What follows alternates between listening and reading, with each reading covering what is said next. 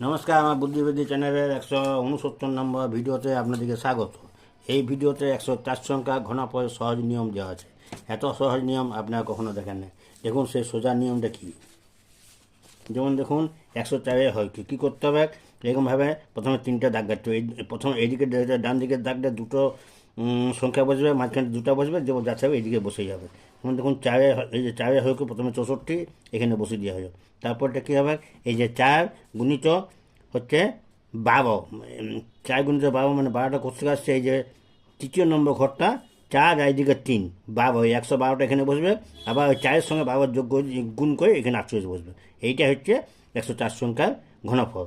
আপনারা নতুন নতুন নিয়ম অঙ্ক শিখুন, বাচ্চাদেরকে শেখান, সাবস্ক্রাইব করুন। অনেক ভিডিও আছে, প্রতিদিন অবশ্যই দেখুন, লাইক করুন। আগামী দিন আপনাদের সুখে হোক, আপনারা সুস্থ থাকুন। এই বই আজকে বিদায়, ধন্যবাদ।